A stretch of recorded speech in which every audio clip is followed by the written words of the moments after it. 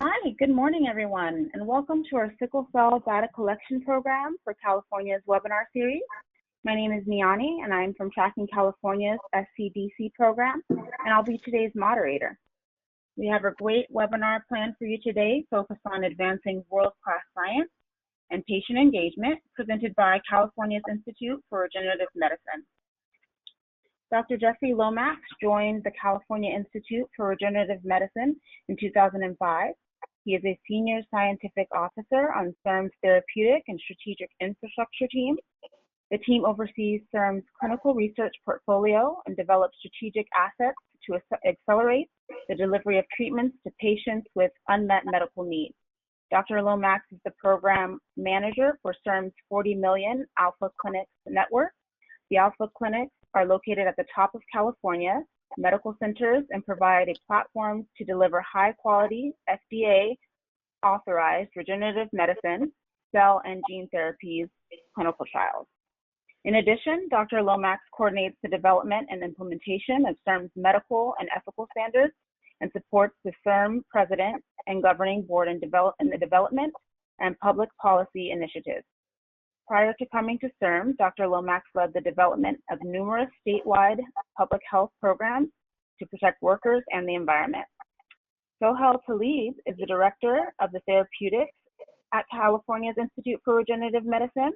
He manages CIRM's stem cell gene therapy clinical stage programs, which include sickle cell disease, cancer, HIV and AIDS, and rare genetic diseases.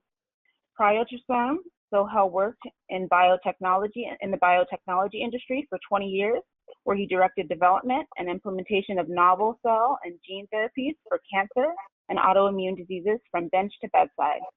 So now with that, I'll turn it over to Jeff. Good morning, and thank you very much, Niani, and really thanks to your entire team. You've been terrific to work with, and it's a pleasure to have the opportunity to talk a little bit about what we're doing this morning. I do want to send some regards from our president, Dr. Maria Milan. She was very excited to deliver the presentation to the group this morning and then chat with you all. She's had a little bit of, it's not COVID related, but an illness that's cut a trip a bit short, so she was really unable to join this morning. But like I say, she sends her regards, and like I say, is really looking forward to hearing about today's presentation. And with that said, why don't I just go ahead to the second slide. So the California Institute for Regenerative Medicine was created in 2004. In fact, this November will be our Sweet 16. We came about because of 59% of the California electorate, or 7 million voters, voted yes for the initiative in that year. And what the initiative did was commit $3 million to stem cell research in the state of California.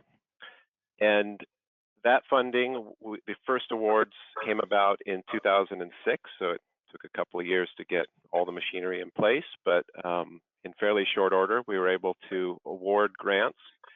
And to really cut to the chase, since 2006, we've been able to fund over 1,000 awards that support cutting-edge research and transformative programs in science and medicine. Perhaps particularly important are the fact that we've now got 64 clinical trials in our portfolio, and these are trials where CIRM will directly pay for treatment costs.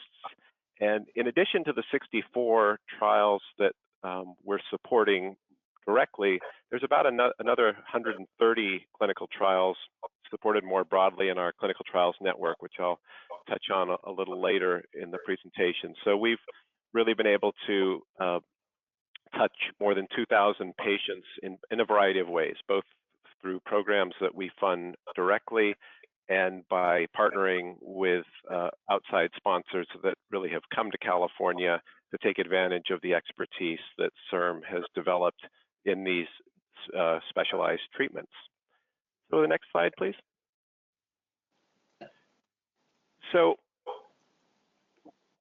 one of the ways that we really have built, we've built what we call a pipeline to cell and gene therapy. Back in 2004, this was a relatively new area of science, particularly stem cell aspects. And what we put together and what our board really brought to the forefront was what we call a pipeline approach, where we have a bridge that really starts with discovery research, where new ideas are created in the laboratory, but then creates a continuous track where those ideas can then be translated into promising discovery research, which is where they can then be refined and tested.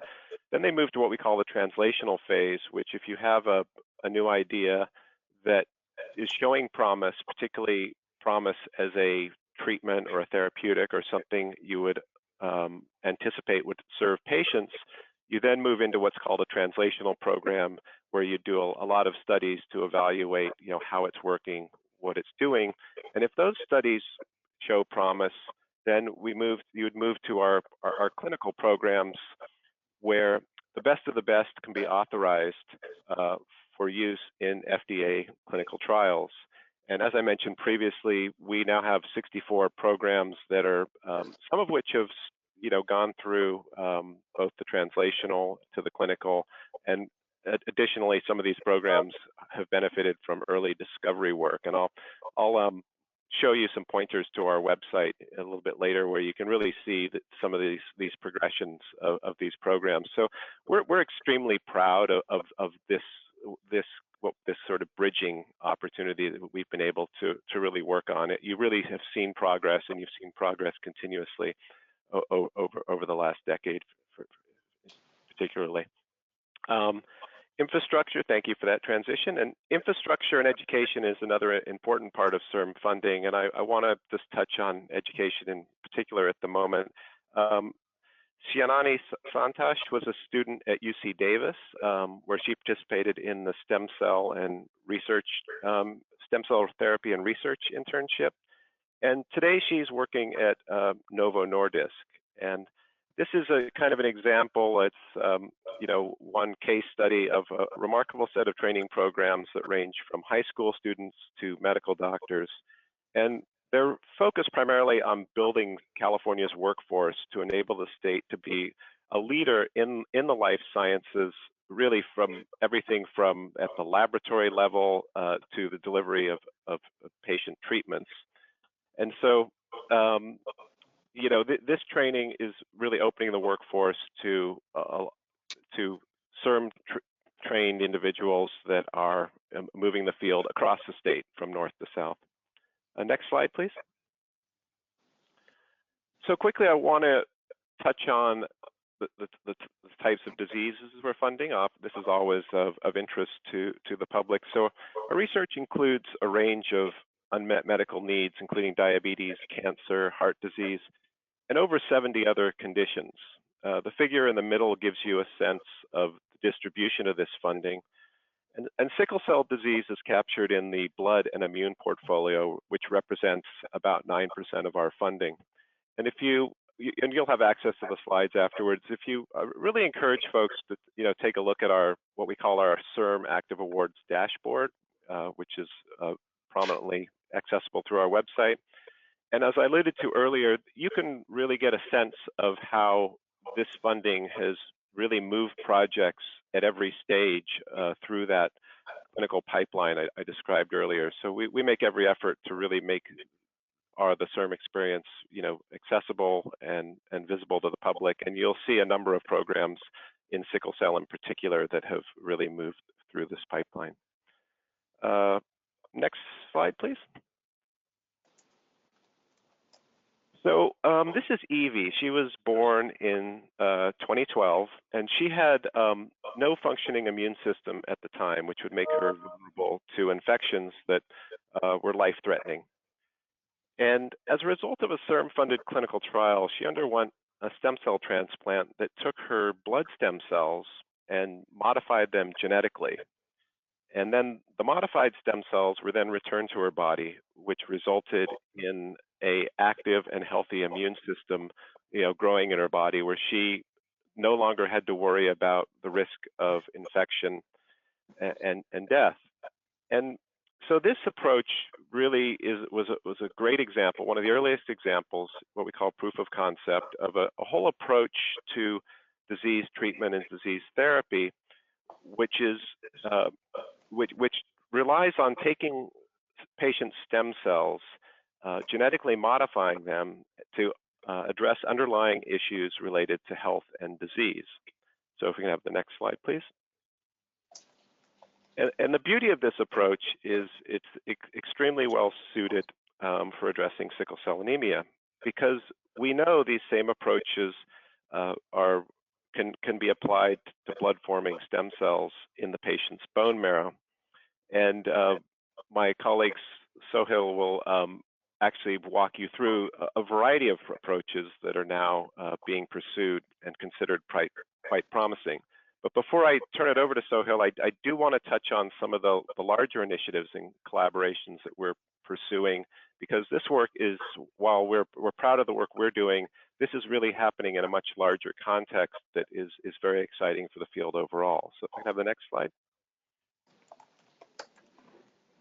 So at CIRM, one of the things we've really been fortunate in our lifetime in the organization is to really partner with some of the leading organizations, actually internationally, that are pursuing various types of treatment. And really, sickle cell is one of the most exciting examples. You're aware of the ASH collaborative and the work that ASH is doing. A number of our investigators are part of the ASH collaborative. We also have an agreement with NIH, NHLBI, the National Heart, Lung, and Blood Institute, where we are collaboratively funding programs such as the one that Sohail will describe momentarily. And the budget here is approximately $30 million from each organization, NHLBI and CIRM. So it's a $60 million effort to really drive these types of curative treatments. And in addition, I'd like to touch on our Alpha Clinics network, which again, I alluded to earlier. And if you remember that bridge slide we referred to as infrastructure. And these are what we call platform infrastructure, which is places that both patients and researchers can go where all the tools are in place to deliver the best treatments. And our Alpha Clinics network includes researchers from Children's Hospital Oakland, UCSF, UCLA, in particular, where a number of the curative treatments to support sickle cell disease are being developed. And what's important about this network is it really provides kind of a shovel-ready system for anyone who's got an innovative clinical trial to come in, and the network itself has all the pieces that are necessary to, in case of cell treatments, you may have to do some type of a manufacturing step. There may be specialized ways of you have to handle the patient's bone marrow. So all these centers have that specialized expertise, so these trials can get up and running as quickly as possible. So for example, the trials coming out of the Sickle Cell Cures Initiative and the NHLBI collaboration are also being supported in our Alpha Clinics network. Next slide, please.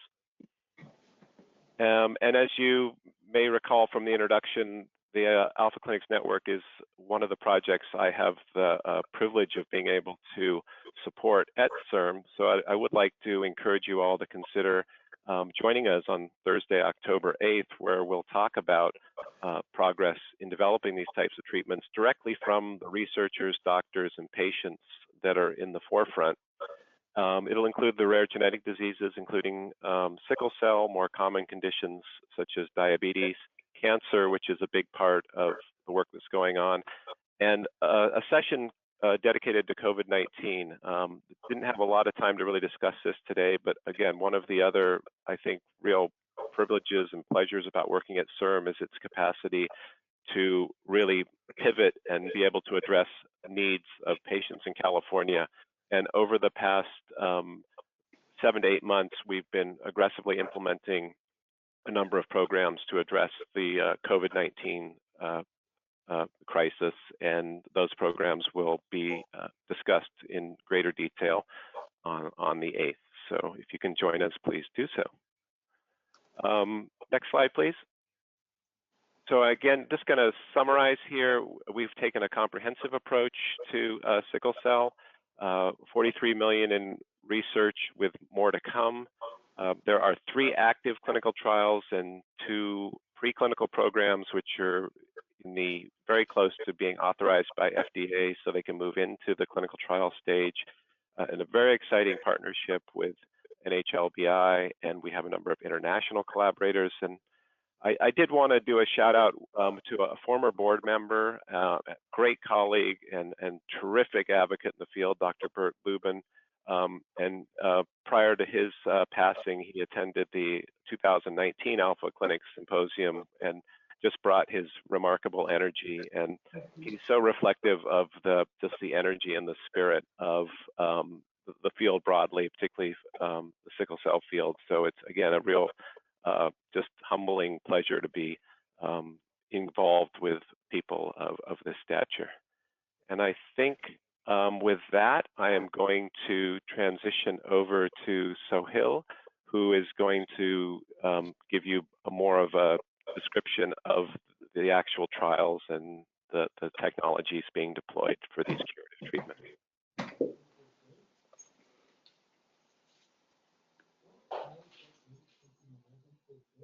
Thank you, Jeff. Thank you for giving us the opportunity to talk about therapeutic approaches for sickle cell disease. Sickle cell disease is actually close and personal to me. I'm originally from India, and I know and seen children and adults who suffer from sickle cell disease. So it is indeed a pleasure to talk about the therapeutic approaches which are being developed for the treatment of sickle cell disease. But first, let me respond to the question that you may ask: why stem cell gene therapy is needed for sickle cell disease? And the answer is that the current pharmacological approaches, that's the drugs which are available for the treatment of sickle cell disease, which includes hydroxyurea, voxelotor, L-glutamine, and others, treat the symptoms of sickle cell disease, but do not address the underlying root cause of the disease. Thus, they have limitations. Because they do not address the underlying disease, if one stops taking these drugs, the symptoms will reappear. So compliance is a big issue. Secondly, some people will develop resistance to these drugs and they stop working for them, and thus they need alternate treatment options. So unlike pharmacological approaches, the stem cell and gene therapy addresses the root cause of the disease. Thus, it has a potential to develop cure for one-time intervention. So the stem cell gene therapy approaches can be divided into 2 broad categories, which are shown here in this slide. So one is the stem cell transplant from a healthy donor, and the second is the gene therapy approaches.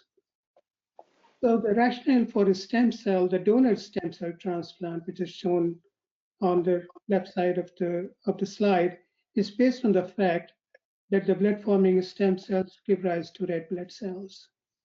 So if one can replace the defective red blood cells in the patient from sickle cell disease, it should be able to treat the disease. That's indeed true. In this approach, blood-forming stem cells are taken from immune-matched healthy donor and transplanted into sickle cell disease patient after chemotherapy. After the transplant, the newly arrived stem cell starts producing healthy red blood cells. And since the stem cells have a capacity to self-renew, only one-time treatment is enough for the rest of the life of the patient. Thus, the donor stem cell transplant can be curative. However, one challenge with this approach is the requirement for immune matching between the healthy donor and sickle cell disease patient. If the stem cell donor and the recipients are not immune matched, it can lead to complications like graft versus host disease, which could be fatal. The immune matching requirement is a major limitation. And just to give an idea, that less than 20% of the people can find an immune matched donor. So it's even So Hal, could I interrupt you really quickly? Your slides are not showing for the rest of us, and lots of folks are eager to see them. There we go. It looks like, are we moving on? So you just need to let us know, I guess, when where to we are. transition, yeah. Okay. Yep. Currently, I'm on the first slide, and that's basically I'm describing the stem cell transplant. Now, can you see the slide? Okay, thank you so much. I'm sorry, a number of people thought that we should be seeing more information, so we appreciate it. Thank you. Absolutely. So I think I'm describing the stem cell transplant situation, and I think I will be getting into the rest of the slides further. So the first slide basically describes the stem cell transplant, which I described, a donor stem cell transplant, the limitation of donor stem cell transplant. And I should point out that CIRM is currently funding 2 clinical trials in this space for the donor stem cell transplant to overcome the limitations, and that I will discuss a little bit later on. Now, the second that is on right side of the slide is the gene therapy approaches. And they basically differ from the donor stem cell transplant in a major way. Here, in the stem cell, in the gene therapy approach, the donor, in this particular approach, patient's own blood-forming stem cells are gene modified. So the donor is the patient itself. And because of that, immune matching is no longer required. So there are less chances of post-transplant complications because the patient is providing the stem cells which are gene modified and given back to the patient itself. So there are 3 different approaches which are shown here. These 3 differences for the gene therapy approaches. The first one is a gene addition. That is, the patient's own blood-forming stem cells are used with addition of a gene, a healthy gene, to suppress the defective or sickling hemoglobin production. So functional copy of the gene is delivered by a vector to the blood-forming stem cells. And currently, there are 3 clinical trials which are progressing in this gene addition approach. And farthest ahead in this particular approach is a biotech company called Bluebird Bio. And the results from this gene addition approach by Bluebird Bio looks very promising. They have treated more than 12 patients for so far. And the patients who have been treated are showing very good results in terms of their symptoms. Again, it's early stage clinical trials, so long-term follow-up is needed, but so far it looks very promising. CIRM is also funding 1 phase 1 clinical trial in this gene addition approach at UCLA, and I will be describing to you that particular clinical trial. The second approach, which is shown here, is a targeted approach to induce the fetal hemoglobin production, which people stop making after the birth. So there's a switch. Just after the birth, the fetal hemoglobin production is stopped, and then it's taken over by the adult form of hemoglobin. But it has been known for quite some time, and that some of the patients with sickle cell disease, they keep on producing a naturally elevated levels of fetal hemoglobin. And it's been known that those sickle cell disease patients who have this natural production of fetal hemoglobin have a less severe symptoms for both sickle cell disease and beta thalassemia. Thus, the gene therapy approach is to recapitulate what nature has done in people with elevated fetal hemoglobin. So this is being done by taking patients' own blood-forming stem cells, gene modifying these cells such a way that they now restart producing fetal hemoglobin. And these gene modified stem cells are given back to the patient through transplantation. And once these stem cells repopulate the immune system of the patient, they start producing fetal hemoglobin.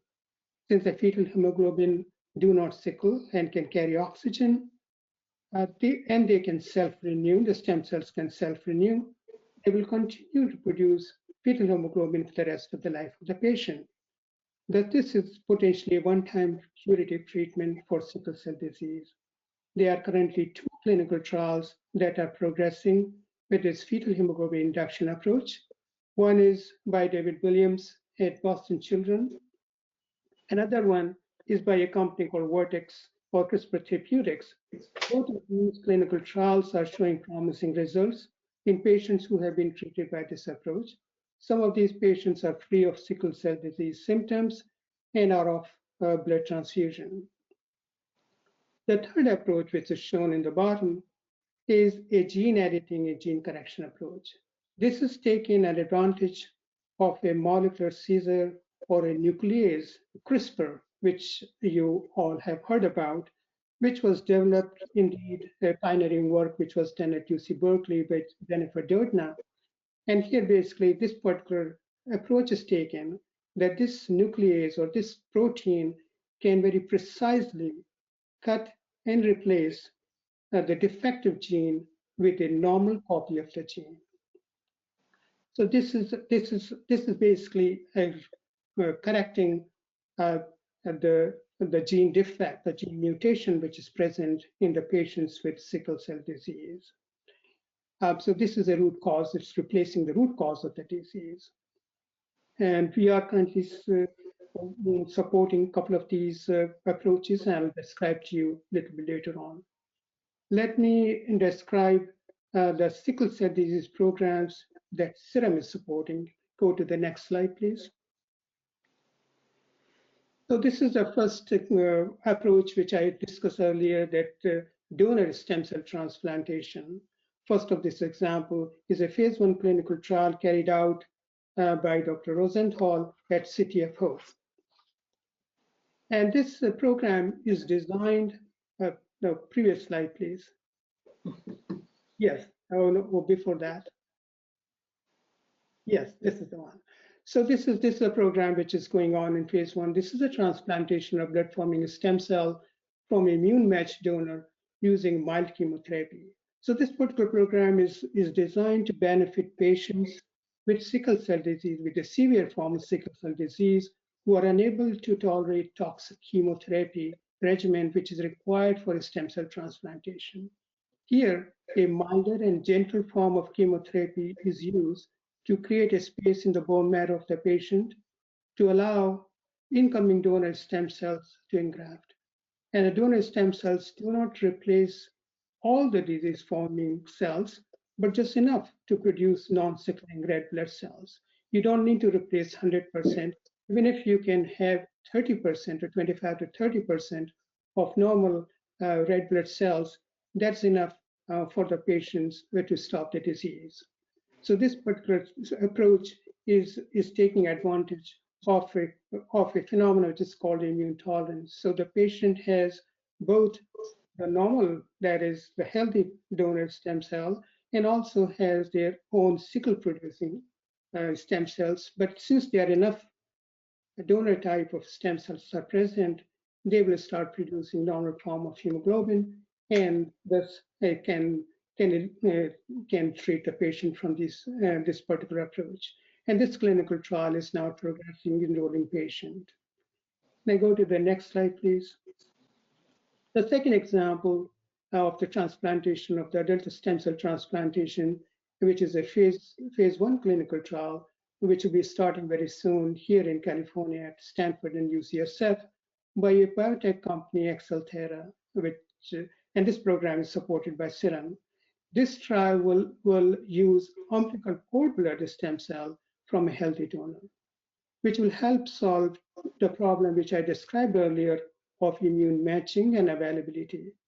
Cord blood stem cells are less mature, so have less immune matching requirement. And so they're already banked in the cord blood bank, so thus they are immediately available. So in order to generate enough blood-forming stem cells for transplantation, a small molecule is used to expand the number of blood-forming stem cells. And those stem cells are then transplanted to the patient, will be transplanted to the patient with sickle cell disease. So this particular program, which we are launching, will help solve a couple of problems in terms of the donor stem cell transplant problem by using umbilical cord blood drive stem cell for transplantation. Next, please. So this is now come to the gene therapy part of it. The next is an example of gene addition, which I talked earlier about, to the patient's own blood-forming stem cells to suppress the defective or sickling red blood cells. So here the cells are taken from the patient, gene modified by adding a gene, a normal copy of the gene, which will inhibit or suppress the defective red blood, the sickling red blood cells, and will start producing healthy red blood cells in these patients. This is a phase 1 clinical trial which is carried out at UCLA by Dr. Don Cohn, and this program is progressing the clinical trials enrolling patients. And the next slide, please. Now, this is an example of the gene correction of the patient's stem cell. This particular program is being carried out here at Children's Hospital in Oakland, where patients' own blood-forming stems are taken out, and they are edited by CRISPR to correct the sickle disease mutation, and are then given back to the patient. Preclinical studies have been completed at Children's Hospital in Oakland by Mark Walters, and now this program is ready for submission to the FDA for getting a permission to start a phase 1 clinical trial, and hopefully this clinical trial will start later this year or early next year. We are very excited about, because this is actually getting to the root cause of the disease. You are replacing or correcting the gene mutation which is present in the patient's blood cells, and then replacing it with the correct copy of the gene. The next slide, please. Yes, this is another example of the gene correction, the patient's stem cell. This is, again, is being funded by CIRM. And in this case, this is very similar to what Mark Walters' gene correction program, which is progressing. This is being carried out at Stanford University. And the PI for this particular program is Matt Porteous. And similar to Mark Walters, Matt has completed the preclinical studies and have been completed to show the proof of concept and all the things which are needed to start a phase 1 clinical trial. Again, the approach is basically the same, taking the blood stem cell from the patient, gene correcting them by using CRISPR, and then reinfusing these stem cells back to the patient for the treatment of sickle cell disease. And this program, again, hopefully will be starting by the end of this year or early next year. And we are very excited about supporting these clinical trials. So I think that's yes, I think I should point out that if you need to learn more about the programs which sickle cell disease program, which CIRM is supporting, you go to the dashboard, our dashboard on the website of the CIRM, and you can learn about the programs which CIRM is supporting. So I think basically it provides that we are supporting different approaches to stem cell transplantation in sickle cell disease, and again, in partnership with, as Jeff pointed out, with NHLBI, and hopefully this will make a difference in the life of the patient with sickle cell disease. And with that, it concludes my presentation, and it is my pleasure to introduce Adrian Shapiro. Adrian is a patient advisor at CIRM, is very excited to have patient advisors play an important role in our clinical trials, and Adrian has been participating in our clinical advisory panels of the clinical trials which we are running. And so very excited to have Adrian present the next talk about the patient advisor's perspective about sickle cell disease. Adrian? Well, thank you. It's always hard following all the brainiacs involved in these projects. So I'm just going to talk about my role with the CAP initially. So it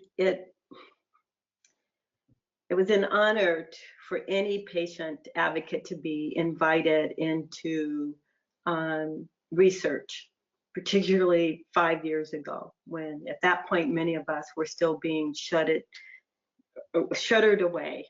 And with CIRM's model of including patient advocates, from the very beginning of their process was revolutionary.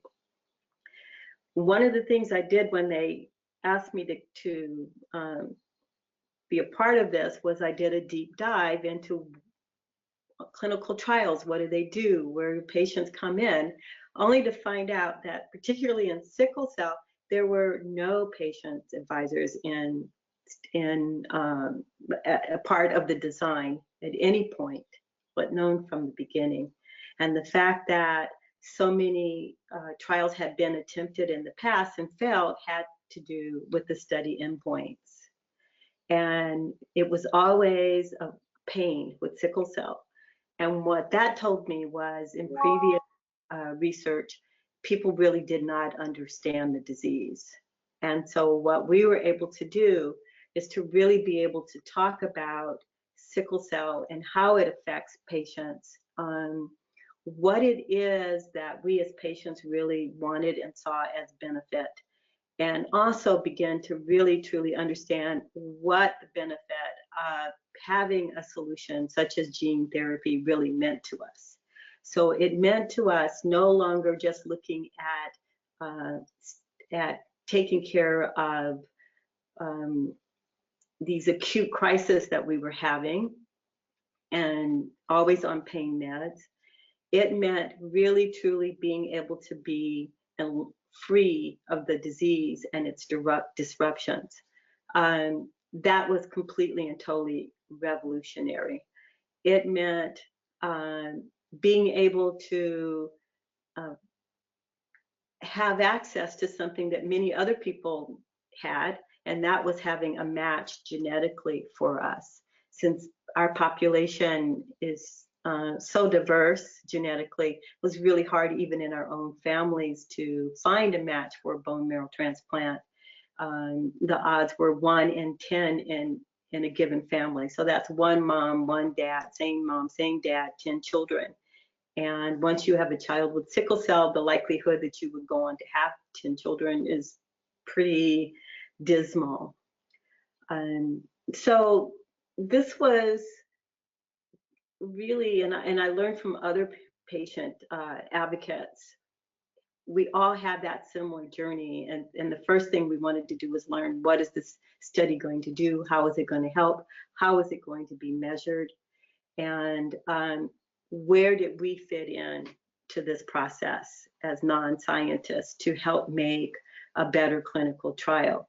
And CIRM was very, very supportive in that I was given, I want to say, parity in the decisions and the discussions about endpoints. And we then were able to take from that and go, well, as long as we understand what the study's doing, what we're measuring, and we are agreeing with that, and we really have strong buy-in to this, we were able to then look at patient recruitment.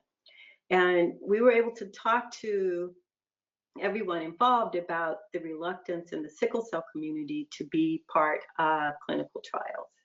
And that was a reluctance that had to do with just taking medications, not even going to the fact that we were going to be surrendering our bodies to this new technology. The group was very, very receptive to hearing that. It's not an easy thing to hear that your people in your field aren't trusted by a given population, and then even more so to sit through and hear why, right? To hear this long string of injustices that had been done and in the past, and being able to walk through that process with them of understanding all the things that they have put in place, including me, right, as part of the CAP, was a testament to their commitment to doing science differently. And so we had to sit down and really think about it. So how is what we're doing here with CIRM different from what was done in the past? Well, the whole thing was different, right? It was this huge project that was being committed, funded by the people. It was the people in the state of California that believed in something so big and so important that they were willing to invest lots and lots of money. Because of the oversight, there were lots and lots of eyes looking at what was doing. So we had transparency in ways that we hadn't had before. There were lots and lots of steps. So we were able to talk to patients about, well, or recruits, or they don't like to be called patients, but really participants, potential participants, about all the things that had been put in place to assure that good science was going to be done, and things that had been done in the past could not be done. We talk a lot about how the process was put in place, the guarantees, how we were open to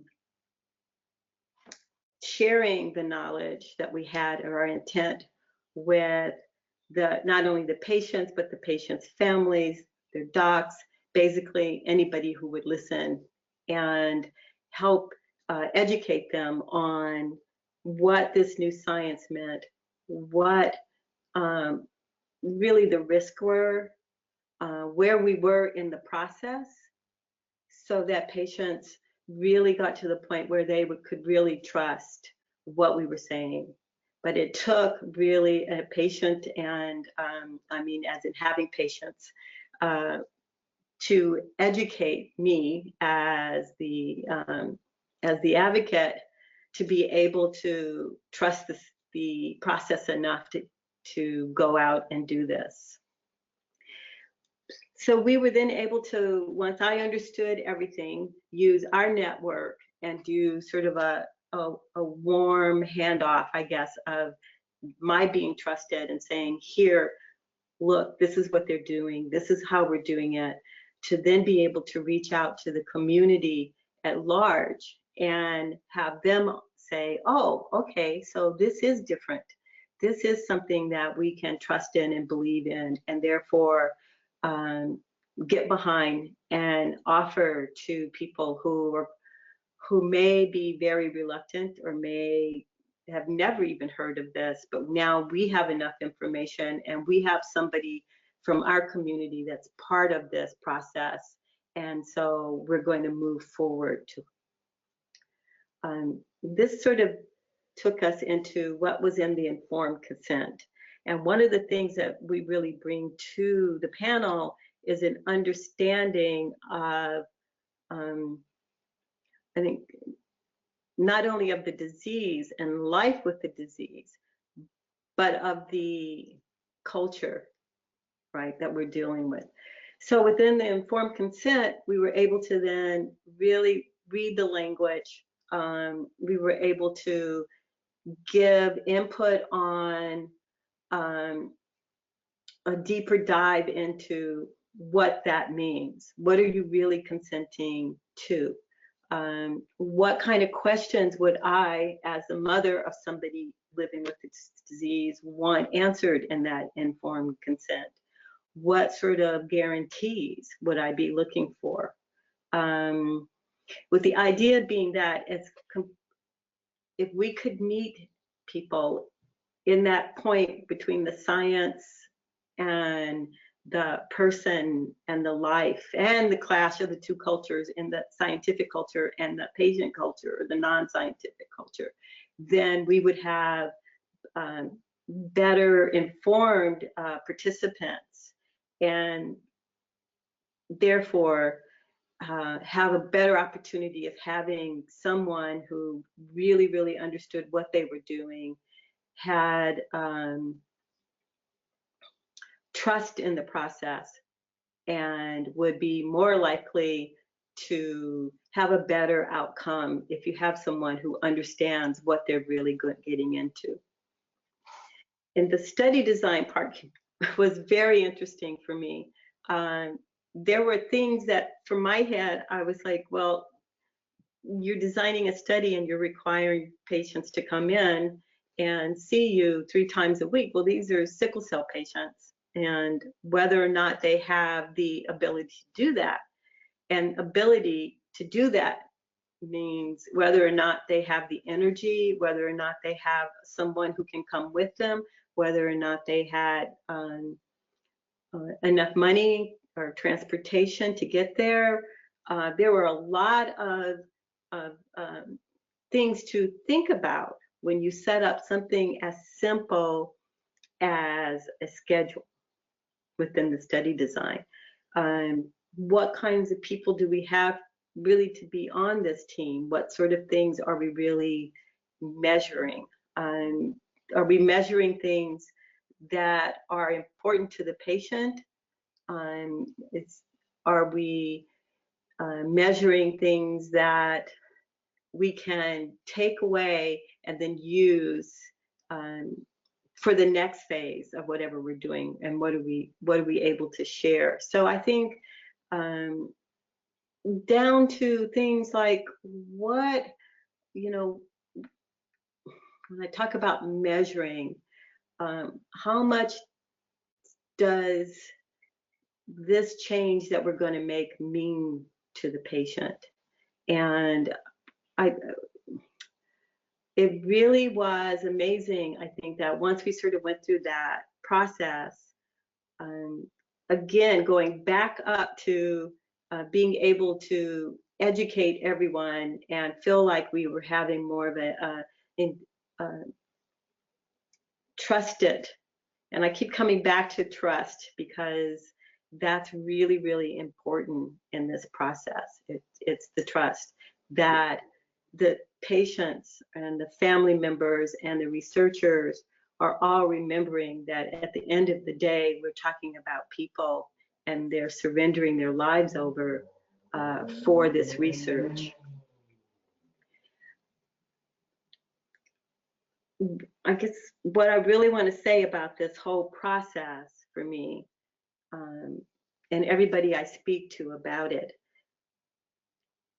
like everything else that CIRM did, was pretty revolutionary.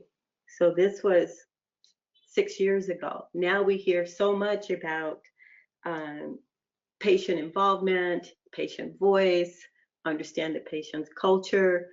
All of these things were things that CIRM had put in place well before the curve, ahead of the curve.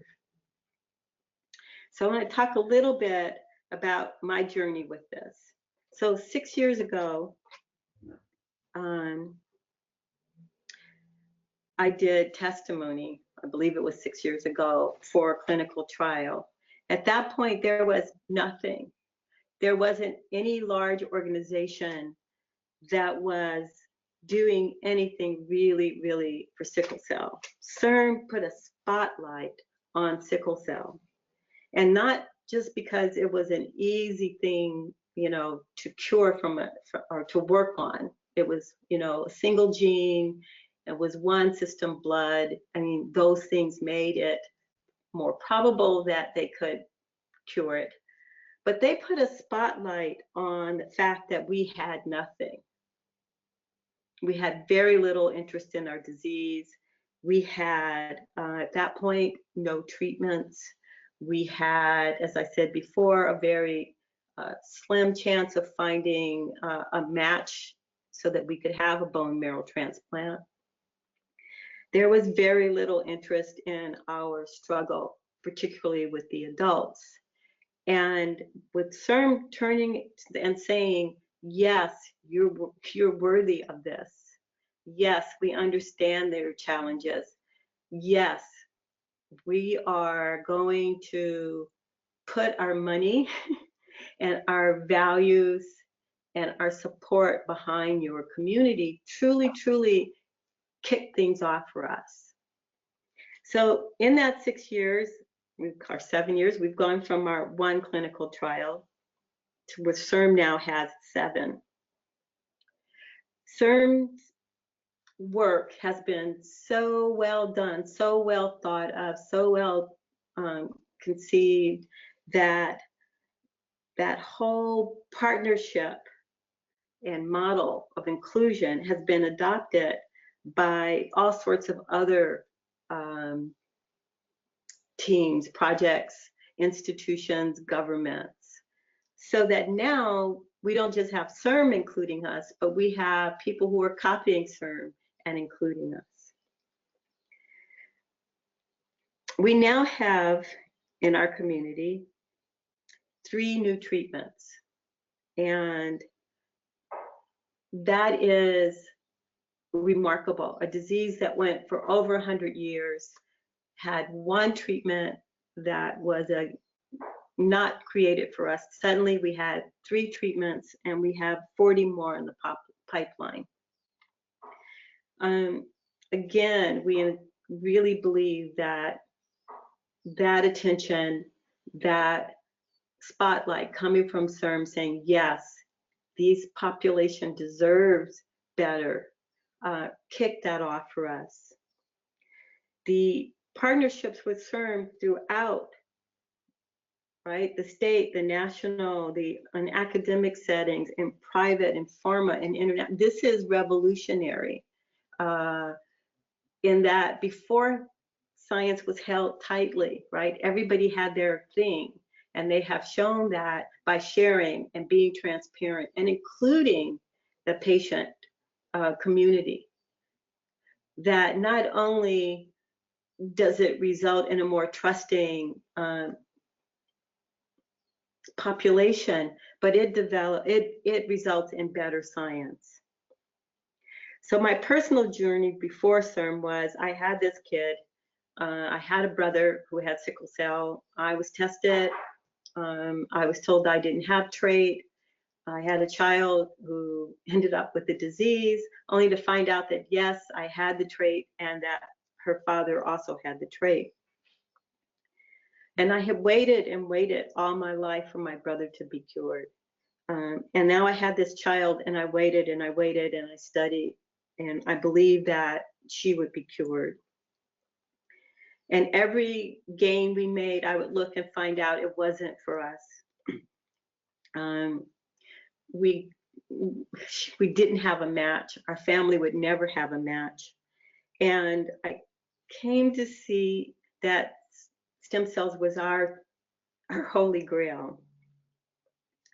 The CIRM family embraced me, answered all of my questions, but that I cannot speak of the shock and awe I had of being in a huge convention center filled with scientists who were happy to speak with me and wanted to help my child. And so I began my advocacy work with the idea again that my child was going to be better. She was going to benefit. And then one day somebody said to me, how about we see about getting your child in one of these trials? I mean, you're doing all this work, we should look at it. So I came home and I was so excited and in tears, and I said to my daughter, Marissa, I said, they want to. And she looked at me and she said, Mom, I'm too sick. I'm too sick, and this is too important. What if something happens? What if something goes wrong? What's going to happen? This is more than us. And I had to sort of, I couldn't speak. I couldn't call the person back that had made the offer. I could not do anything, because here on one hand was the thing that I wanted always, and yet here was my child looking at me and saying, Mom, this is more than just us. We've just started this. We are committed to this, and we are committed to stem cell research. And so I had to say, okay, no, and say, all right, she will not be cured. Well, okay, we'll work for everybody. And so I started meeting mommies who had kids who had been cured, and my mommy heart and my work went on.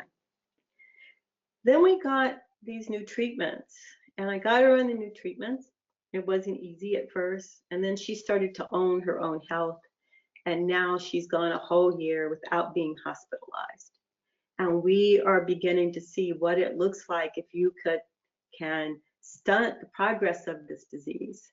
And so now our truth is that not only will stem cells cure sickle cell, but that our family really could have that thing that we wanted, that she could be healthy enough and well enough so that when we have the cure, that we'll be able to take advantage of that. Adrian, can I just interject here? We do want to leave a little time for questions. So could I'm okay. done. I know the organizers have some coming in over the chat, Yeah. so appreciate I'm it. done. Okay, and so go ahead, Adrian. You can close that. Sure. I just felt like, again, bringing it back to really why this is so important to us. Yes, and thank you so much. Thank you both for your presentation and Adrian for sharing your experience. And at this time, we will turn it over and go ahead and start taking some questions. So just a simple reminder that we're taking questions through the chat box function on the control panel feature of the webinar. And Susan, I don't know if you have some questions ready for us. I do. First of all, just a huge thank you to all three of you. That was so valuable from so many perspectives. Just for me, I really came to understand a lot more about what you all are doing, how that looks in terms of the specifics. And Adrian, always appreciate hearing you speak, but in particular, hearing you talk about your experience with CIRM and with these trials as they get started. So I have questions for each of you, actually. So Adrian, I wanted to start with you, and you talked about the culture of the disease and the culture of science versus non-science. And I wondered if you could talk a little bit more about that. And as people are starting to come onto these trials and are starting to sort of grapple with these significant decisions like your daughter did, what does that look like? What do those two differences look like? And maybe a specific example of how to bridge that gap. So initially it was science was here and science was done for us and to us, not with us. And so it was, again, the idea that you went and you were buying in, but something was going to be done for you, not with you. And what changed with CIRM is the idea that it was with you, right? It was, even though the technology is different than just taking a pill and it's your body that you're working with. The inclusion in all steps of you, and when I say you, I mean people from your community, elevated the comfort of it. And so when we would get questions about things like what had happened in the past to people, we could then say, this could never happen. This could never happen now. You could never have the Tuskegee. You could never have some of these other things happening because of the people that you're working with and the values that they have. And clearly, here it is spelled out for you. I don't know any other way to explain it except that the transparency of the organization and the team and the ability to reach out and talk to them and interact in ways that you were seen as an equal is what made it change. And so once we started seeing that and we had all the tools we had, when we faced questions and doubts, we were then able to point them to other people and other examples where they could see that it was different. That's really helpful. Thank you. So Helen, I wanted to ask about, so you described 3, maybe 4-ish different approaches that you're taking. And I wondered if you could talk a little bit about how those differ in 2 different ways. One is in terms of the development process. Are some of these things a much longer timeline than others, or a really different set of approaches scientifically? But then also, if you, if you can walk us through a little bit how they might be different for patients down the line. Are they different in terms of their success rates? Are they different in terms of side effects? Very good question, Susan. So these different approaches, all of them are at early stage of development. I think the most advanced, as I described, is the approach of gene addition, and that is the one which Bluebird Bio is carrying out, the company which is carrying out, in which gene addition is taking place, and then they are already into late phase 2 clinical trial and probably may get a registration next year. So that is probably the most advanced. But I think in terms of the approaches, they all have some risk or the benefits associated with them. Allogeneic bone marrow transplant, that's a donor transplant, which is probably the most experience has been. People are doing donor transplant in the last 50 years. And so that has been probably the most history with it. But it comes with a big risk of, as I explained, of the matching. If there is a little bit of difference in the matching, it could lead to fatal consequences in terms of graft versus host disease. So one has to take that into consideration. But I think so. And then I think the last, which I describe about the CRISPR approach, which is very exciting, which is you're going after the root cause of the disease. You are basically removing the mutation. And that is the holy grail. That's what people were hoping that one day it will be possible. So that is, again, but that clinical trial is just starting. So we would know how safe that particular approach is. So there are some advantages and disadvantages in all these approaches, but the important thing is that patient has now choice to choose from and the different options that they can go after. And they can again discuss with their clinician, with their hematologist, which one will be the best suited for them. Again, the disease, severity of the disease have some implications which some patient may not be eligible if their disease is very, very severe. And then also in terms of the children, that very, very, very young children currently are not being enrolled in clinical trials because they want to see, first of all, what the effect of these trials are on early adults or adults before they can start enrolling the patient. But FDA has a very clear guidance in terms of how they will proceed. And if you can show the safety in the patient in adults, then you can start to decrease the patients which can be enrolled at early adults, and then after early adults, then can go to the children. But as I pointed out, they all have some risk and benefit associated with them, and one has to be evaluated very carefully before enrolling into these clinical trials. And good thing is that that there's a lot of experience now with the gene therapy. What I described, the gene addition program, which Dr. Don Cohen at UCLA is doing and Bluebird Bio is doing it.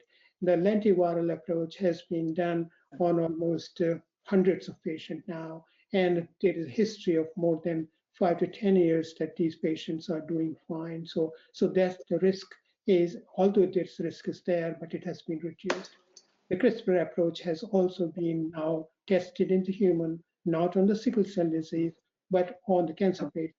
And there also, so far, it is showing that what people worried about, the off-target effect is not really happening. Yeah, thank you. And I'm going to ask a second, but I think it's a brief question for you that came in via chat. And the question is, are there any barriers or challenges with receiving stem cells from people of other races? No. So I think the harvesting the stem cells from any this has been done from last 50 years. That people can take the stem cells across from any individual, and there are some differences. If the patients are too sick, then their harvesting may be a little bit difficult. But in terms of the race or ethnicity, there is no difference in terms of harvesting the stem cells for gene modification. Okay, thank you. And I'm going to ask Jeff a couple questions, but I want to encourage folks, if you have other questions, to go ahead and put them into the chat box. Judith, I'm going to combine yours with mine. I will say that all three of you, I wrote down all these questions as you were speaking to ask you, and then you went on to answer them. So these were three really very thorough presentations, and very much appreciated. Jeff, I wanted to raise the issue about the ballot initiative in the most neutral way possible. There is an initiative on the November ballot in California to continue funding of CIRM overall, and I put a link to the Ballotpedia information on that I believe is pretty neutral. So we're not lobbying. But I did want to ask what happens to these trials, what happens to the people on these trials if the initiative does not pass. And then Judith asked a question that I think is related to that, and that's about the long-term, even assuming that it is, that's about the longer term care for patients. Judith, I want to make sure I get your question right. Clinical care for SCD that trials patients need, so that the care while they're on trial, and then also the care that they get after the trial, is that covered by these trials, or how does that work? Yeah, that was a long question. Sure, that's a good question. So everything that we're currently funding in with regard to a clinical trial, and we typically for the most part are funding at the particular stage. So if it's a phase 1, we're funding that phase 1. Occasionally there's something that could, if things went really well, it could go into a step above. But let's just say, in general, what we're funding is a defined trial in a defined stage with a defined number of patients, typically in advance.